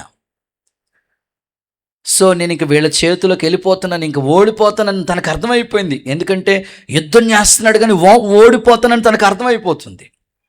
అలాంటి సిచ్యువేషన్లో మనసులో ఎక్కడో ఉంది ఆశ, గెలుస్తానులే. ఓ పక్కనేమో ఓడిపోతాను, ఓ పక్కనేమో గెలుస్తాను. రెండు తలంపుల మధ్యలో తడబడతాం. మీరు కూడా చాలా సందర్భాల్లో ఇలాంటి సిచ్యువేషన్స్ మీకు ఎదురవుతుంటాయి. అంతా అయిపోయింది, ఫైనాన్షియల్గా లాస్ అయిపోయాను, ఇంకా వ్యాపారం అయిపోయింది, దివాలా తీసే పరిస్థితులు వచ్చేసినాయి, ఈ ఎగ్జామ్ నేను పాస్ అవ్వలేను, ఈ ఉద్యోగం నేను చేయలేను. కొన్నిసార్లు నిరాశ మీకు వస్తూ ఉంటుంది. ఈ సేవ నా వల్ల కాదు. 2 రకాల తలంపులు మీ మధ్యలో తడబడుతూ ఉంటారు. సో అలాగా రాజే ఓడిపోతాడని నిరాశలోకి వెళ్ళిపోతున్న సమయాల్లో తన పక్కన ఒక చిన్న గుహలాగా ఉంటే అక్కడ నుంచి ఆ గుహలోకి వెళ్ళిపోయాడట. గుహలోకి వెళ్ళిపోయినప్పుడు ఆవేశపడుతున్నాడు, ఇంకా నా వల్ల కాదు అనుకుంటున్నాడు తన మనసులో. అక్కడ ఒక సాలి పురుగు పైకి ఎక్కుతా ఉంది, కింద పడతా ఉంది, పైకి ఎక్కుతా ఉంది, కింద పడిపోతూ ఉంది. చూస్తూ ఉన్నాడు, తన మైండ్లో యుద్ధం ఉంది. ఓ పక్కన ఈ సాలి పురుగును చూస్తూ ఉన్నాడు. పైకి ఎక్కుతా ఉంది, కింద పడిపోతూ ఉంది, ఎక్కుతా ఉంది, పడిపోతూ ఉంది. మనిషి జీవితంలో అప్ అండ్ డౌన్లు ఉంటాయి, స్పీడ్ బ్రేకర్లు ఉంటాయి. దేవుడికి స్తోత్రం చెప్పండి, హల్లెలూయా చెప్పండి. ఎక్కుతా ఉంది, పడిపోతుంది, ఎక్కుతా ఉంది, పడిపోతూ ఉంది. 2 నిమిషాలు మనసు పెట్టి ఆలోచించాడు. నేను ఓడిపోతానని ఎందుకు నిరాశపడుతున్నాను, ఎందుకు నేను యుద్ధంలో గెలుపు రాదని అనుకుంటున్నానని మనసులో ఆలోచనలో పడ్డాడు. సరిగ్గా ఒక 10 నిమిషాల తర్వాత అలా చూసినప్పుడు ఆ సాలి పురుగు ఎక్కుతుంది, పడిపోతుంది, ఎక్కుతుంది, పడిపోతుంది. 10 నిమిషాల తర్వాత చూసిన తర్వాత ఏం కనబడిందంటే ఒక అద్భుతమైన గూడు అల్లేసింది. చప్పలు కొడితే ఒకసారి యేసయ్యకి మహిమ చెల్లిస్తారా? తన మనసులో అనుకున్నానంట, ఇది ఎక్కుతుంది, పడిపోతూ ఉంది. నేను పడిపోవటమే చూస్తున్నాను కానీ దీని పైకి ఎక్కుతున్నప్పుడు ఒక గూడు అల్లుతుందని నాకు అర్థం కాలేదు. వెంటనే ఆ రాజుగారు ఆ సాలి పురుగును చూసి ఒక పాఠం నేర్చుకున్నాడంట. జీవితంలో వాటమి ఉందని అది ముగింపే కాదు, అదొక మలుపు. నాకు మరలా దేవుడు ఈ యుద్ధంలో విజయం ఇస్తాడనుకుని మరలా ధైర్యం తెచ్చుకుని అద్భుతంగా సాహసానికి మించి పోరాడాడు. ఆ యుద్ధంలో అతనికి విజయం దేవుడు కలుగు చేశాడు. దేవునికి చప్పలు కొడుతూ ఒకసారి బిగ్గరగా మహిమ చెల్లిద్దామా? ఈ ఉదయకాలం నేను మీకు కోరుకుంటున్నాను, 2 తలంపుల మధ్యలో ఉండొద్దు. తప్పకుండా దేవునికి విజయం ఇచ్చునుగాక. చూడండి, ప్రకటన గ్రంథంలో ఒక మాట చదివిస్తాను. లవోదికీయ సంఘం గురించి ప్రభు మాట్లాడుతున్నాడు. 3వ అధ్యాయం 16వ వాక్యం. ప్రకటన గ్రంథం D-.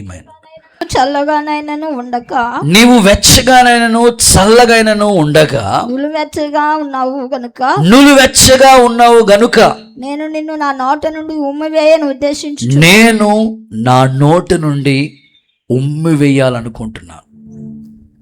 సందర్భం చూడండి, ప్రభువు లవోదికీయ సంఘంతో ఏం చెప్తున్నాడంటే, నువ్వు ఉంటే వెచ్చగైనా ఉండు, లేకపోతే చల్లగైనా ఉండు, నులువెచ్చని స్థితిలో ఉండొద్దు.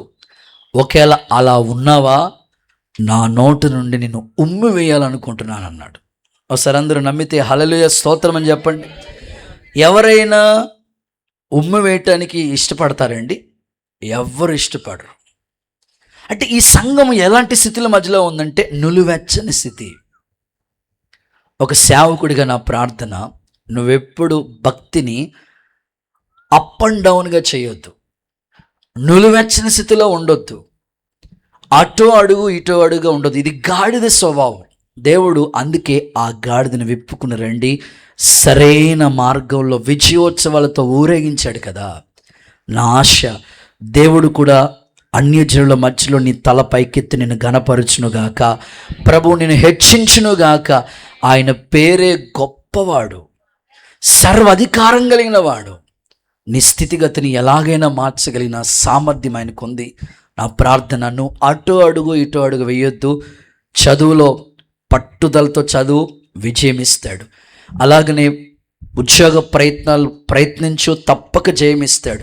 ప్రత్యేకంగా వ్యాపారంలో లాస్ అయిపోతామని వెనక్కడుగు వేయొద్దు.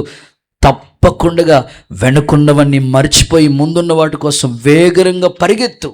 మరలా దేవుడు నీకు విజయాన్ని కలుగు చేయనుగాక. రెండు తలంపుల మధ్యలో తడబడుతున్న ఒక్కొక్కరిని ఒకే తలంపు కలిగి జీవించే కృప మీకు ఇచ్చునుగాక. ప్రభు అన్నాడు, నా తలంపులు మీ తలంపులు వంటివి కావు. మన ఎడల ఉన్నత ఉద్దేశాలు ప్రభు కలిగి ఉన్నాడు. నా ప్రార్థన, ఆ గాడిది ఎప్పుడు అనుకోలేదు నన్ను ఇలాగంటి గౌరవం నాకు వస్తుంది, ఇంత అద్భుతంగా ఊరేగించబడతానని ఎప్పుడు అనుకోలేదు. కానీ ఈరోజు దేవుడు నీతో చెప్తున్నాడు, నిన్ను దూషించిన వాళ్ళే, నిన్ను అవమానించిన వారే ఒకరోజు నిన్ను ఘనపరిచే రోజులు రాబోతున్నాయి. మరలా దేవుడు నీ తల పైకెత్తుతాడు. ఎక్కడ అవమానించబడ్డావో అక్కడే నీ తల పైకెత్తబడునుగాక. నీ అవమానానికి ప్రతిగా రెట్టింపు ఘనతను దేవుడు అనుగ్రహించునుగాక. నమ్మితే ఒకసారి ఆమేన్ అంటారా? ఏమండి, సద్భక్తితో బ్రతకాలనుకునే వాళ్ళకి హింసలు ఉంటాయి, శ్రమ ఉంటాయి. అలా శ్రమ ఉందని భక్తిని వదిలేద్దాం అనుకోవద్దు. ఇక నా వల్ల కాదు, ఇక రహస్య క్రైస్తవుడుగానే ఉంటా అనుకోవద్దు. ఎందరో రహస్య క్రైస్తవులు ఆత్మీయతలోకి వచ్చారు. ఏమండి, నన్ను చూచివాడు అనే పాట మనం పాడుతూ ఉంటాం కదా. ఆ పాట రాసిన ఆయన, ప్రేమించదని అధికముగా, ఇలాంటి మంచి మంచి పాటల రాసిన ఆయన పేరు బర్క్మన్స్ గారు. ఆయన ఆర్సిఎం భక్తుడు. ఒకప్పుడు ఆమెకార్థంగా తన భక్తిని కొంతకాలం కొనసాగించబడినప్పుడు సంపూర్ణతలోనికి ఆయన వచ్చాడు. ఆమెను చెప్పండి ఒకసారి. ఆత్మపూర్ణుడిగా మారాడు. ఏసన్న గారు వాళ్ళ అమ్మగారు ఆర్సిఎం భక్తురాలు. ఈయన్ని కూడా ఒక స్వామిలోని చేయమని తీసుకెళ్ళింది. దేవుడు ఆయన్ని సంపూర్ణతలోకి నడిపించారు కదా. ఈరోజు నీ భక్తి అటు ఇటు అన్బ్యాలెన్స్గా ఉండకూడదు. సంపూర్ణతలోనికి దేవుడిని నడిపించునుగాక. శ్రమలు వస్తున్నాయని విసిగిపోవద్దు. శ్రమల్లో చక్కగా నిలకడగా ఉండు. ఆత్మదేవుడిని నడిపించునుగాక. ఒక పల్లవి జస్ట్ అలాగా పాడతాను. సద్భక్తితో బ్రతకాలనుకున్న వాళ్ళకి శ్రమలు వస్తాయి. ఆ శ్రమల్లో చక్కగా మీరు నిలబడాలి, ధైర్యంగా ఉండాలి. పరిశుద్ధాత్ముడు మిమ్మల్ని నడిపించునుగాక. హల్లెలూయా. సౌందర్య పూర్ణుడా, సర్వలోకనాథుడా, రమ్యమైన పాలక, గొప్ప రక్షణ కారక,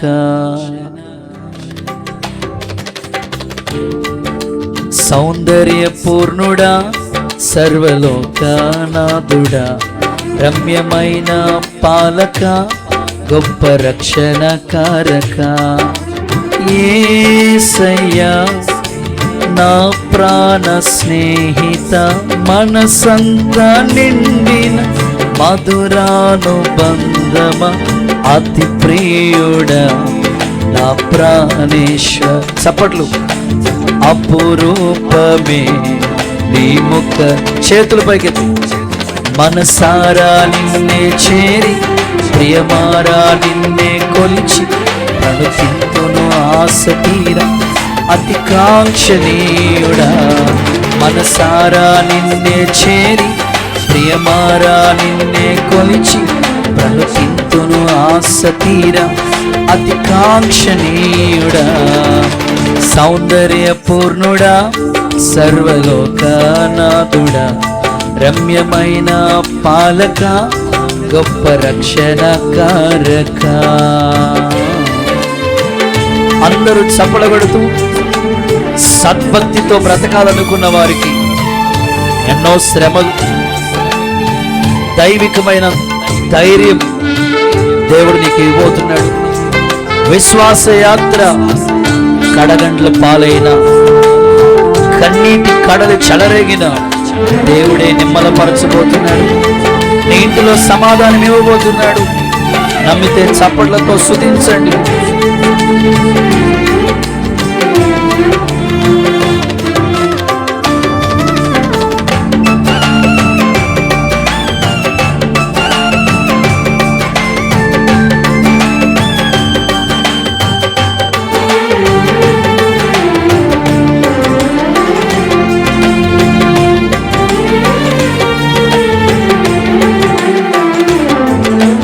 సద్భక్తితో బ్రతుకాశించగా, వాగ్దాన ధ్వనులే బలపరచెను.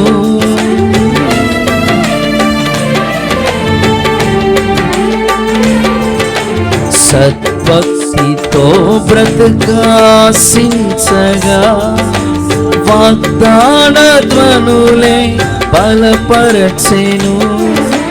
విశ్వాసయాత్ర కడగండ్ల పాలైన, కన్నీటి కడలి చెలరేగి పొంగినను, నీవే నెమ్మలపరచినావు. చేతులెత్తి. మనసారా నిన్నే చేరి, ప్రియమారా నిన్నే కొలిచి, ప్రణుతింతును ఆశ తీర అతి కాంక్షణీయుడా. మనసారా నిన్నే చేరి, ప్రియమారా నిన్నే కొలిచి, ప్రణుతింతును ఆశ తీర అతి కాంక్షణీయుడా. సౌందర్య పూర్ణుడా, సర్వలోకనాథుడా, రమ్యమైన పాలక, గొప్ప రక్షణ కారక. యేసయ్యా నా ప్రాణ స్నేహిత, మనసంతా నిండిన మధురాతు బంధమ, అతి ప్రియుడా నా ప్రాణేశ్వర. అపురూపమే నీ ముఖ దర్శనం. మనసారా నిన్నే చేరి, ప్రియమారా నిన్నే కొలిచి, ప్రణుతింతును ఆశ తీర అతి కాంక్షణీయుడా. ఇంకొకసారి. మనసారా నిన్నే చేరి, ప్రియమారా నిన్నే కొలిచి, ప్రణుతింతును ఆశ తీర అతి కాంక్షణీయుడా. సౌందర్య పూర్ణుడా, సర్వలోకనాథుడా, రమ్యమైన పాలక, గొప్ప రక్షణ కారక. హల్లెలూయా. దేవుడు రెండు తలంపుల మధ్యలో తడబడుతున్న నిన్ను సంపూర్ణతలోకి నడిపించునుగాక. రైట్, మూడో మాటలోకి వెళదాం. గాడిదని విప్పుకుని రండి అన్నాడు కదా ప్రభు. ఎందుకోసం? గాడిద ఎలాంటి స్థితిలో ఉందో చెప్తున్నాను. ఇర్మియా గ్రంథం 2వ అధ్యాయం 24వ వాక్యం. ఇర్మియా గ్రంథం 2:24. ఇర్మియా గ్రంథం అరణ్యమునకు 2:24. అలవాటు పడిన అరణ్యానికి అలవాటు పడిన అడవి గాడిదవు, ఉమ్, అది దాని కామాతృత కామాతృత వలనే. గాలి పీల్చును. ఓకే, సందర్భాన్ని బట్టి మనం చూస్తే అక్కడ ఇలా రాయబడి ఉంది, అరణ్యానికి అలవాటు పడిన గాడిద అనే మాట మనం చూస్తున్నాం కదా. మూడవది అరణ్యానికి అలవాటు పడేది. చెప్పండి ఒకసారి, అరణ్యానికి అలవాటు పడేది. సో ఈ గాడిద స్థితి ఎలాంటి స్థితిగతుల మధ్యలో ఉందంటే అరణ్యానికి అలవాటు పడిపోయేది. సో ఇక్కడ ఈ సందర్భాన్ని బట్టి మీకు చెప్పాల్సిన మాట ఏమిటంటే, గాడిద యొక్క నివాసం, గాడిద యొక్క ఇల్లు ఎక్కడో తెలుసా?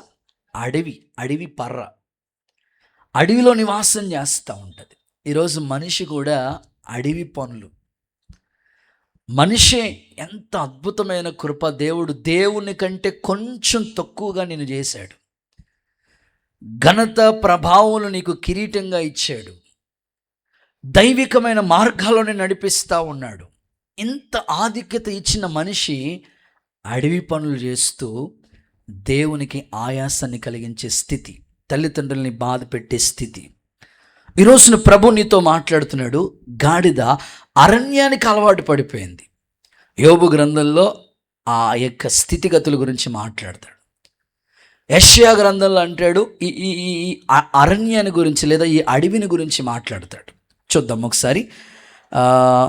యెషయా గ్రంథం మీకు చదివిస్తాను. యెషయా గ్రంథం 14వ అధ్యాయం 17వ వాక్యం చూడండి ఒకసారి. యెషయా గ్రంథం 14:17.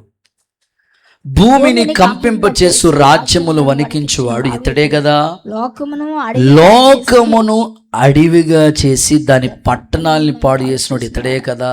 చూడండి, సాతానుగాడి గురించి మాట్లాడుతూ లోకాన్ని ఎలా చేశాడంటే సాతానుగాడు అడవిగా.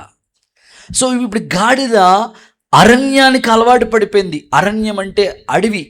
సో ఇది అడవికి అలవాటు పడిపోయింది. ఒక మాటలో చెప్పాలంటే లోకమే ఒక అరణ్యం. ఒక క్రైస్తవుడు లోకానుసారంగా బ్రతకూడదు, లోకానుసారమైన స్థితిగతుల మధ్యలో ఉండకూడదు. ప్రభు మాట్లాడతాడు కదా,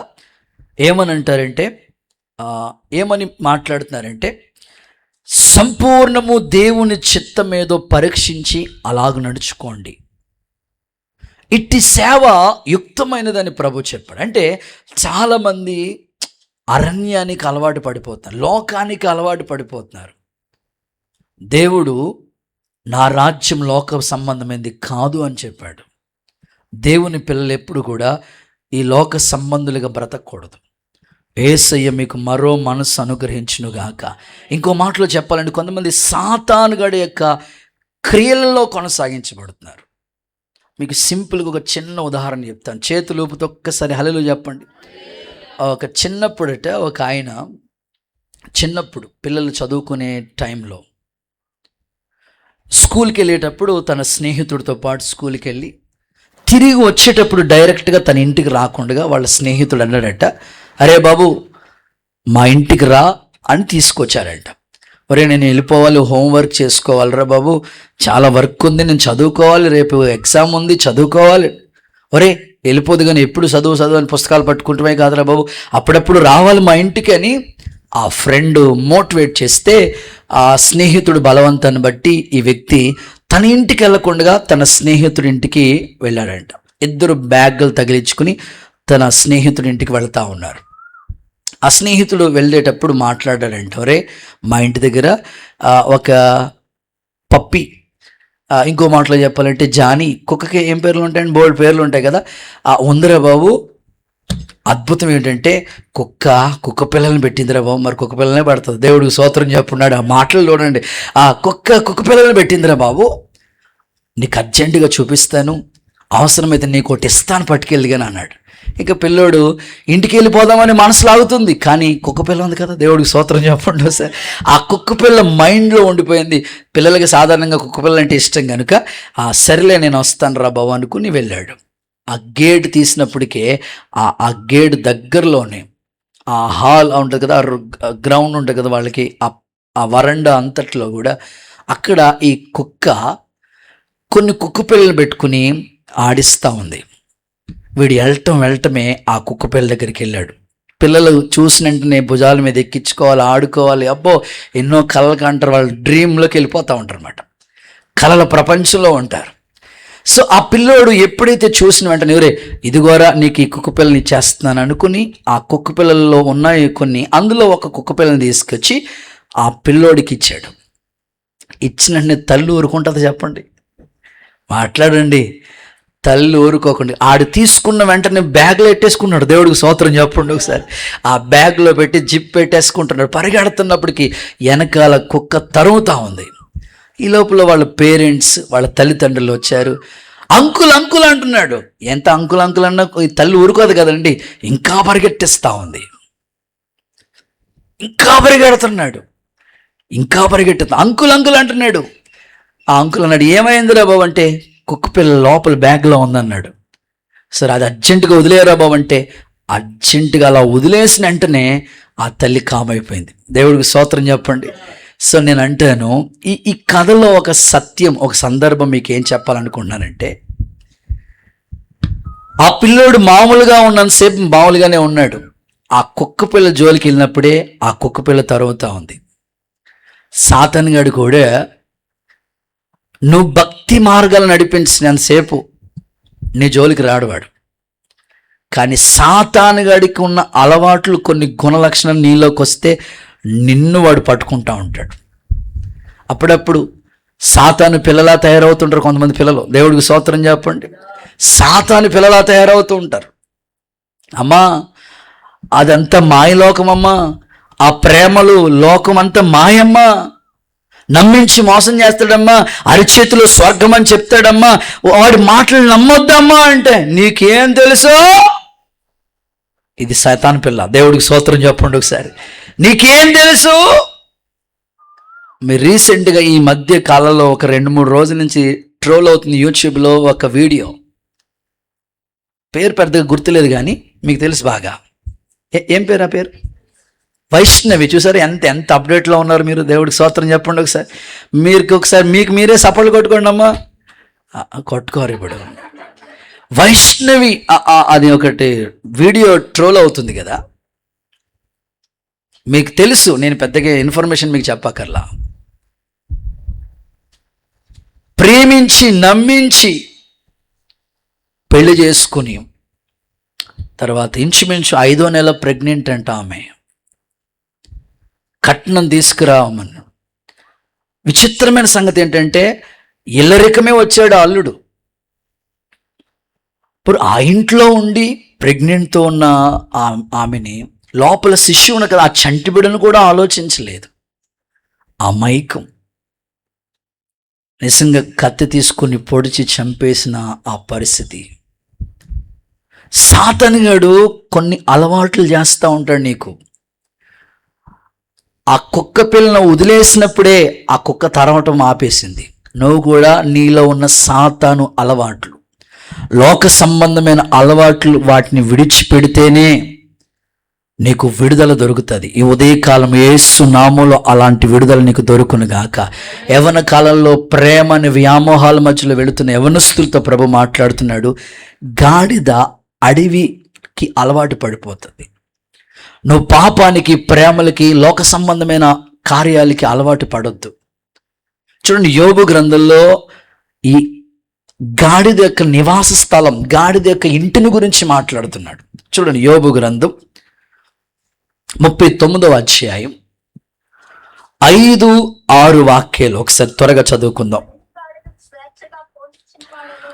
అడవి గాడిదని స్వేచ్ఛగా పోనిచ్చిన వాడెవడు?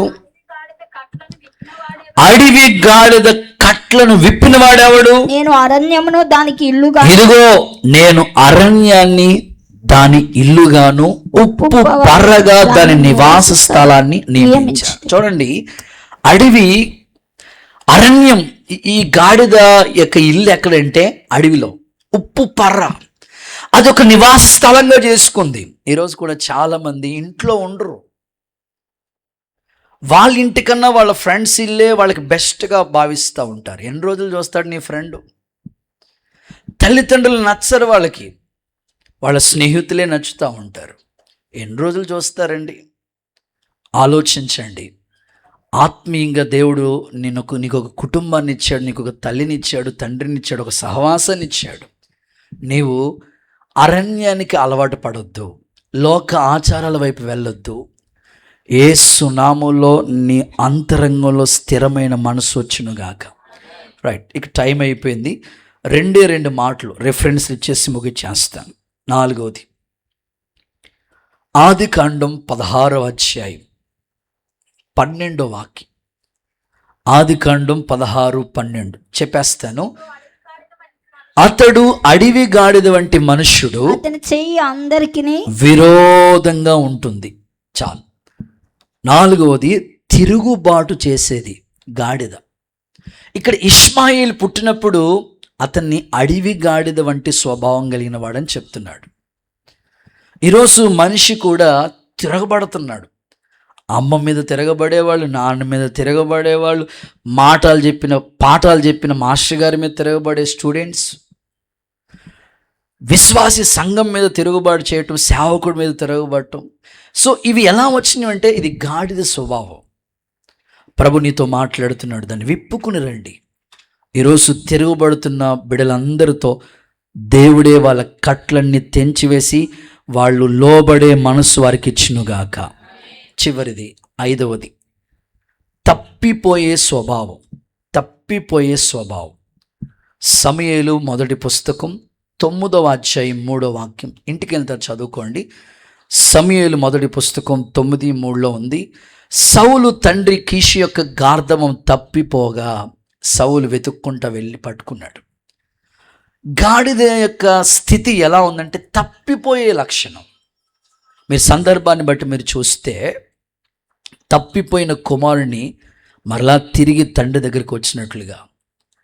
దేవుని సేవకుడిగా మీకు చెప్తున్నాను, ఏ విషయాలను తప్పిపోతున్నావో మరలా దేవుడు నిన్ను నూతనపరిచి విజయోత్సవంతో ఆ గాడిద ఎలా ఊరేగించబడిందో ఆ స్థితిని దేవుడు నీకు మరలా అనుగ్రహించునుగాక. నమ్మితే ఒకసారి ఆమేనని చెప్పండి. ఏ విషయాల్లో తప్పిపోతున్నావో నీ మనస్సాక్షికి తెలుసు. ప్రార్థన చేయకుండగా, విశ్వాసం ఉంచకుండగా, భక్తి చేయకుండగా ఏ విషయాల్లో త్రొట్టిల్లిపోతున్నావో, దేవుని సముఖంలో త్రోవ తప్పిపోతున్నావో మరలా దేవుడు నిన్ను విడిపించి విజయోత్సవాలతో ఊరేగించే స్థితిని నా పరలోకపు తండ్రి మీలో ఒక్కొక్కరికి ప్రసాదించునుగాక. ఓ ఇంటికి ప్రార్థన చేయడానికి ఇక్కడ వెళ్ళాను. ఎంత విచిత్రం అంటే పాస్టర్ గారు అప్పట్లో మమ్మల్ని తీసుకెళ్తా ఉండేవారు కోడకి. వెళితే ఆ ఇంట్లో ఆ తల్లి ఆ పిల్లోడిని మామూలుగా కొట్టట్లేదు, చితక్ కొడతా ఉంది. ఒక మాటలో చెప్పాలంటే చీపురు కట్ట తిరగేసి కొడతా ఉంది. మమ్మల్ని చూసినప్పుడు ఆగిపోతుంది అనుకున్నాం, ఇంకా ఎక్కువైపోయింది. దేవుడికి స్తోత్రం చెప్పండి. కొంతమందికి ఉండే గొప్ప కృప ఏంటంటే మేము వస్తే సైలెంట్ అయిపోతూ ఉంటారు, కొంతమంది మేము వస్తే ఇంకా రెచ్చిపోతూ ఉంటారు. దేవుడికి స్తోత్రం చెప్పండి. ఈ తల్లి రివర్స్ మాట. అరే పాస్టర్ గారు వచ్చారు, ఇప్పుడు ఏమో మౌనంగా ఉండ, అసలే పూనేస్తా ఉందన్నమాట. విచిత్రంగా ఆ చీపురు కట్టు తిరగేసి కొట్టాలండి అంటుంది. తిరగేసి కొడతా ఉంది. ఆగమ్మా అని ఎంత ఓపిక పట్టిన పాస్టర్ గారు చెప్పిన వింటలేదు. సరే చివరికి పాస్టర్ గారు ఆగమ్మా అంటే కంట్రోల్ అయింది. అమ్మ ఎందుకమ్మ వాడిని అంతగా చితక్ కొడుతున్నావు, చీపురు గట్ట తిరగేసి కొడుతున్నావు అంటే ఆ తల్లి ఇచ్చిన ఆన్సర్ ఏంటో తెలుసా? అయ్యగారండి, వీడు 10th క్లాస్ 3 సార్లు తప్పాడండి. అది ఏమన్నా డిగ్రీ అండి? First year, second year, third year అండి, 3 సంవత్సరాలు చదువుతున్నాడండి. ఇది ఏమన్నా డిగ్రీయా? 10th class. నేను మనసులో అనుకున్నాను, 10th క్లాస్ 3 సార్లు తప్పినందుకే వాళ్ళమ్మ చీపురు కట్ట తిరగేసి కొడితే నువ్వు రోజు వారం తప్పిపోతున్నావు, నిన్ను ఎట్లా కొట్టాలి? ప్రభు నిన్ను ఏ విధంగా సరిచేయాలో ఒకసారి ఆలోచించు. అవకాశం ఇస్తున్నాడు. ఇంక తప్పిపోయే స్థితిలో ఉండొద్దు. నిన్ను విడిపించాడు, రక్షించాడు. మరలా నువ్వు బాప్తిసం పొంది కూడా మరలా అలాంటి పనులు చేస్తే ఎట్లా? నువ్వు మనసు మార్చుకో, సరిచేయబడు. హృదయంలో ఒక తీర్మానంతో అడుగులు వేయి. దేవుడు నీ కృపలో నడిపించునుగాక. ముగిస్తున్నాను. నీ రాజు గాడిదనికి నీ ఎద్దకు వస్తున్నాడు. ఈ గాడిదను విప్పుకున్న నా దగ్గరికి రండి అని ప్రభు చెప్పాడు. ఇది ప్రభువుకి కావాలన్నాడు. ఎందుకు దేవుడు ఆ గాడిదను విప్పుకుని రమ్మన్నాడో, ఆ గాడిద స్థితి ఏంటో, ఆ గాడిద ఏ పరిస్థితిలో ఉందో ఒక 5 అనుభవాలు దేవుని ముందు పెట్టాడు. చెప్పండి. నెంబర్ 1, బరువులు మోస్తుంది. ఆ పాపం అనేది ఒక బరువు. నేను విడిపించడం కొరకే గొర్రె పిల్లగా ఆయన దిగి వచ్చాడు. ఆ గాడిద మెడ విరిచేయాలి. నిజంగా గొర్రె పిల్లగా ప్రభు వచ్చి నిజంగానే ఆ పాప భారాన్ని మోసాడు. నెంబర్ 2, 2 తలంపుల మధ్యలో ఉంటుంది ఆ గాడిద స్వభావం. నువ్వు కూడా 2 విధాలుగా ఆలోచిస్తున్నావు, ఒకే తలంపులోకి రావాలి. నెంబర్ 3, అరణ్యానికి అలవాటు పడిపోయి నువ్వు కూడా లోకానికి, ఆచారాలకు అలవాటు పడిపోతున్నావు, విడుదల కావాలి. నెంబర్ 4, తిరగబడుతుంది. నెంబర్ 5, తప్పిపోతుంది. అందుకనే దాన్ని విప్పుకుని రండి అని ప్రభు చెప్తున్నాడు. యేసయ్య ఎప్పుడైతే విప్పుకుని వచ్చారో దాని మీద కూర్చున్నప్పుడు గొప్ప ఘనత వచ్చింది. అలాంటి ఘనత, కీర్తి, ప్రభావము దేవుడు నీకు ఇవ్వాలని, విజయోత్సవాలతో నిన్ను ఊరేగించాలని, నువ్వు ఉంటున్న సమాజంలో, ఉద్యోగం చేసే చోట నీకు ఒక కీర్తిని ప్రభు ఇవ్వాలని కోరుకుంటూ ఈ మట్టల ఆదివారం సందర్భంగా ఈ దీవెనలన్నీ దేవుడు నీకు కలుగు చేయనుగాక, నీ స్థితిని మార్చునుగాక. ప్రార్థన చేసుకుందాం.